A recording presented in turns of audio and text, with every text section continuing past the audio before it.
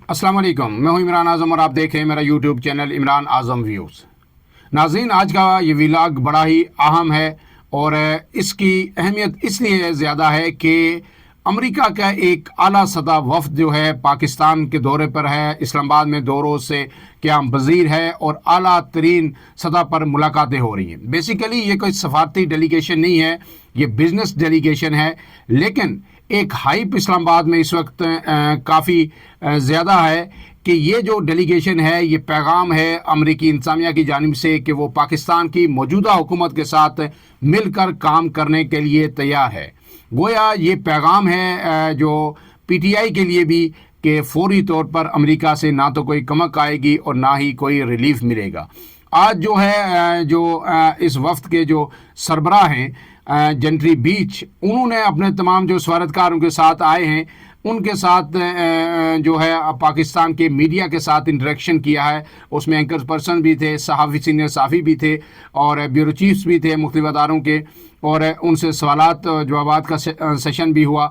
लेकिन जो उन्होंने कहा वो मैं आपके सामने रख देता हूँ। उसके 2 हिस्से हैं। एक हिस्सा तो सरमायाकारी की तरफ के हवाले से है कि पाकिस्तान में वो अमेरिका क्या चाहता है, किस तरह की सरमायाकारी करना चाहता है, और फिर दूसरा हिस्सा पाकिस्तान के साथ जो मुस्तक़बिल में सफारती तल्लुकात होंगे वो उसकी तरफ जो है गुफ्तगू की गई है।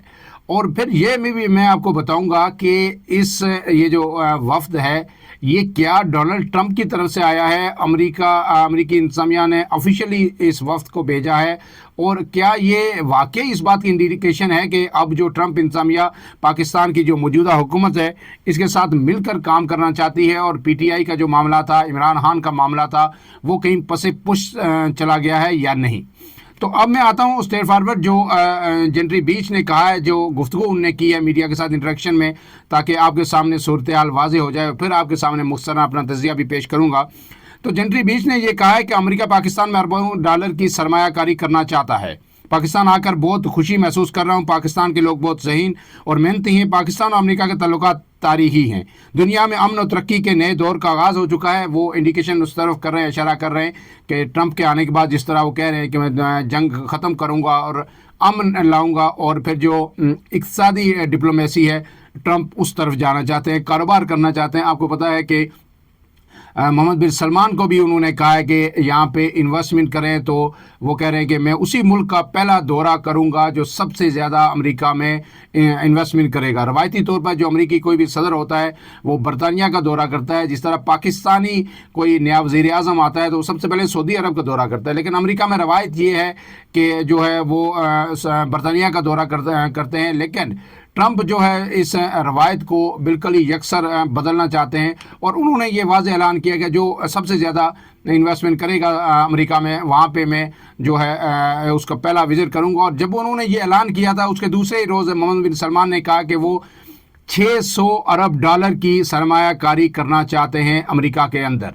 उन्होंने ये ऐलान किया था, तो फिर ट्रंप ने इस पर खुशी का इजहार नहीं किया, क्योंकि हम तो 3 अरब डॉलर 2 अरब डॉलर अगर कहीं से कोई हमें ये उम्मीद आ जाए तो हम शादियाना भी जाना शुरू कर देते हैं। लेकिन 600 अरब डॉलर पे भी ट्रंप राज़ी नहीं हुए, और उन्होंने ये वापस जवाब दिया मोहम्मद बिन सलमान को कि इसको आप राउंड फिगर करें।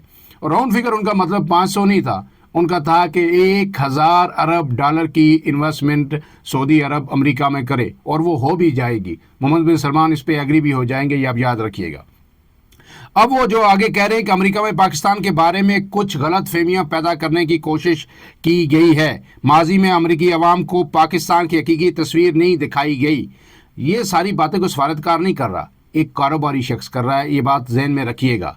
ये कोई हाई लेवल डिप्लोमेट नहीं आए पाकिस्तान में, कोई स्टेट सेक्रेटरी नहीं आए अमेरिका के, कोई एम्बेसडर नहीं बात कर रहे, एक कारोबारी शख्स कर रहा है। बाइडेन के दौर में अमेरिका का अफगानिस्तान से इनखला का तरीका बहुत गलत था। उनका कहना था कि सदर डोनाल्ड ट्रंप इक़्तिसादी सफारतकारी पर यकीन रखते हैं। अमेरिकी सरमायाकारों का वफ़द मुख्तलिफ शोबों में सरमायाकारी के लिए पाकिस्तान आया है। अमेरिका पाकिस्तान में अरबों डॉलर की सरमायाकारी चाहता है, और ये उन्होंने वो शोबे भी आइडेंटिफाई किए। उनमें आर्टिफिशियल इंटेलिजेंस है, रियल स्टेट है और माइनिंग है।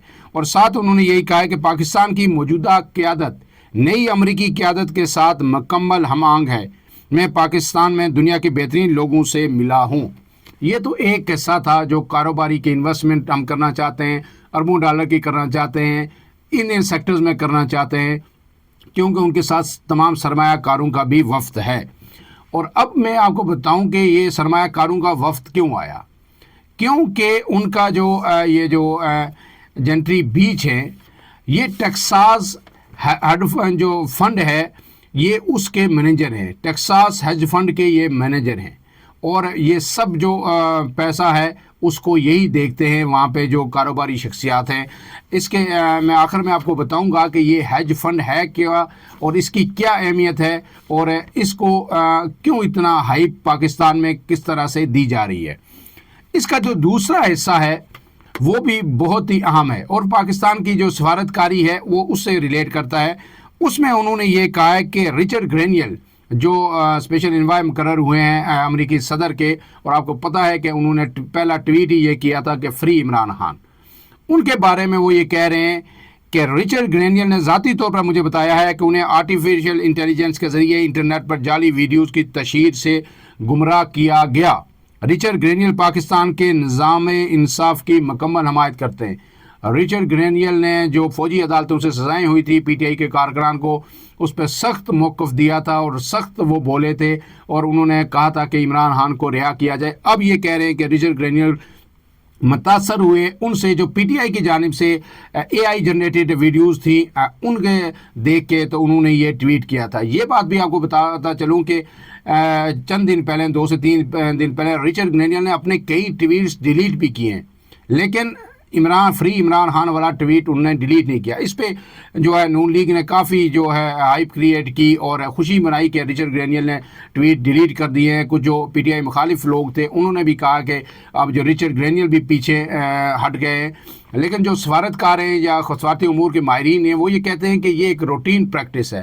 جب بھی کوئی شخص جو ہے وہ ایک آفیشیل عہدہ سنبھال لیتا ہے کسی بھی حکومت میں، تو وہ اپنے ماضی کے بے شمار ٹویٹس کو ڈیلیٹ کر دیتا ہے۔ آپ کو پتہ ہے جب ٹرمپ آئے تھے تو ان کے خلاف جو پاکستان میں جو لوگوں نے ٹویٹس کیے تھے، مریم نواز سے سمیت کئی لوگوں نے اپنے وہ ٹویٹس ڈیلیٹ کر دیے تھے، لیکن انہوں نے رچرڈ گرینیل نے باقی ٹویٹس تو ڈیلیٹ کیے ہیں۔ انہوں نے پاکستان کے میزائل پروگرام پہ بھی تنقید کی تھی، اس پر بھی سوالات اٹھائے تھے، لیکن فری عمران خان والا ٹویٹ انہوں نے ابھی بھی ڈیلیٹ نہیں کیا۔ لیکن یہ جو بات کر رہے ہیں جنٹری بیچ، یہ بڑی بات کر رہے ہیں کہ وہ متاثر ہوئے جھوٹی جو ویڈیوز تھیں اور اے آئی جنریٹڈ ویڈیوز تھیں، تو یہ اسی طرح اشارہ کر رہے ہیں کہ اس کے بعد انہوں نے پاکستان کے متعلق اپنی ایک رائے بنائی تھی کہ یہاں پہ انصاف کا نظام کیسا ہے اور لوگوں کے ساتھ جو سیاسی کارکنان ہیں یا لیڈرز ہیں ان کے ساتھ کیا ہو رہا ہے۔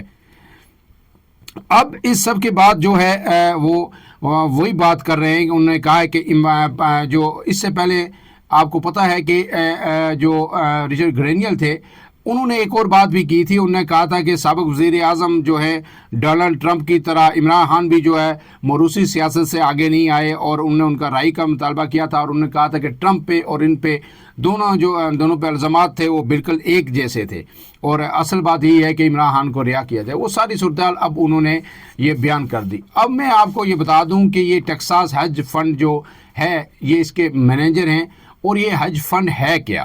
تو اس کا میں نے دیکھا کہ یہ ہے کیا کہ وہ بہت بڑی کوئی آرگنائزیشن کے یہ سربراہ ہے یا کیا چیز ہے۔ تو ہیج فنڈ جو ہے یہ بیسیکلی میں آپ کے سامنے رکھ دیتا ہوں کہ hedge fund is a limited partnership of private investors whose money is pooled and managed by a professional fund manager، کہ جو پرائیویٹ انویسٹرز ہوتے ہیں، جو بڑے سرمایہ کار ہوتے ہیں، ارب خرب پتی ہوتے ہیں، وہ اپنے پیسے کو پول کرتے ہیں، وہ ایک جگہ جمع کرتے ہیں، اور پھر وہ ایک پروفیشنل مینیجر ہائر کرتے ہیں جو ان کے پیسے کو مینیج کرتا ہے۔ مینیج کرنے کا مطلب یہ ہے کہ وہ دیکھتا ہے، وہ یہ فیصلے کرتا ہے، وہ ایک ایکسپرٹ ہوتا ہے، وہ اپرچونیٹیز پوری دنیا میں تلاش کرتا ہے مختلف سیکٹرز میں کہ اب یہ پیسہ کہاں پہ لگانا چاہیے اور کہاں سے ہمیں جو روایتی سرمایہ کاری ہے اس کی نسبت زیادہ جو ہے منافع آ سکتا ہے۔ تو وہ پھر پوری دنیا میں سرمایہ کاری کے مواقع تلاش کرتا ہے، اور اس میں جو ٹیکساس کی ریاست ہے اس کا ایک ہیج فنڈ ہے جس کے مینیجر کون ہیں، یہ جنٹری بیچ صاحب جن کی قیادت میں یہ وفد پاکستان آیا ہے، وہ اس کے مینیجر ہیں، اور وہی اب مختلف ملکوں میں ان کی ظاہر انویسٹمنٹ ہوں گی اس ہیج فنڈ کی، اور وہ پاکستان میں بھی انویسٹمنٹ کے مواقع تلاش کرنے کے لیے آئے ہیں۔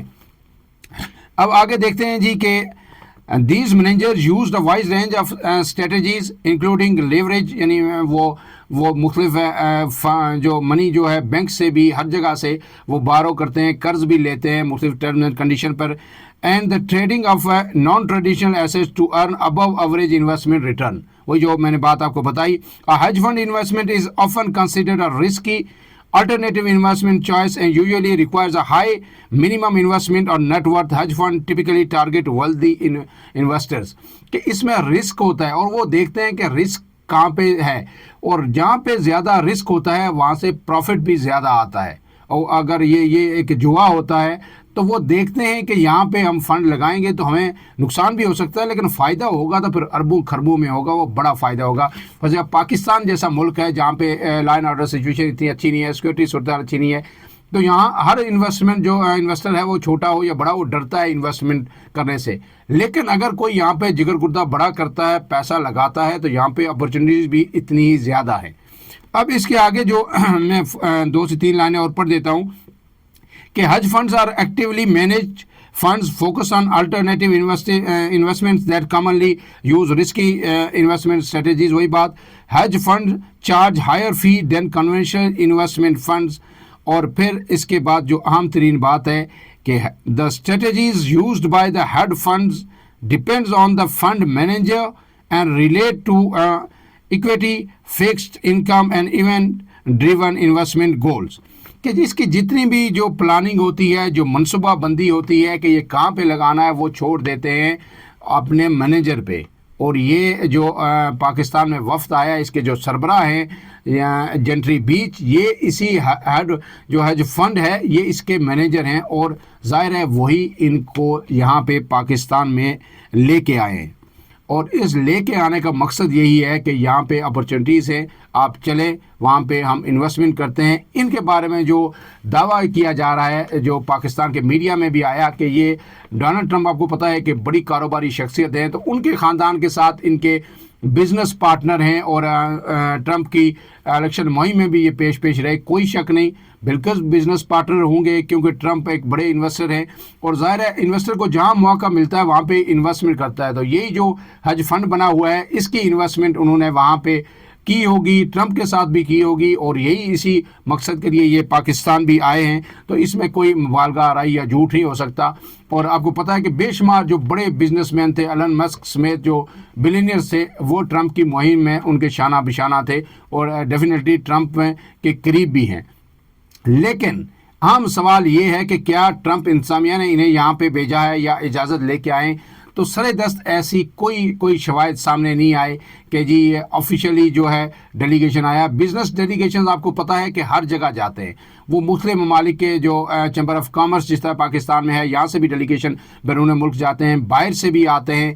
یہ فائدہ پاکستان کو ضرور ہو سکتا ہے کہ یہ اگر ٹرمپ کے دوست ہیں, اور ٹرمپ اور پاکستانی حکومت ریاست ان کو فیسیلیٹیٹ کرتی ہے, اور آؤٹ آف دا وے جا کے ان کو بڑی بزنس اپرچونیٹیز یہاں پہ دیتی ہے, تو اس کا مستقبل قریب میں اگر یہ اپنا سلوک استعمال کریں ٹرمپ انتظامیہ میں, تو یہاں کے جو پاکستان کی حکومت ہے اس کے لیے فائدہ ضرور ہو سکتا ہے. لیکن سر دست آپ کہیں کہ یہ کوئی سفارتی فتح ہو گئی حکومت کی, تو یہ بالکل غلط ہوگا.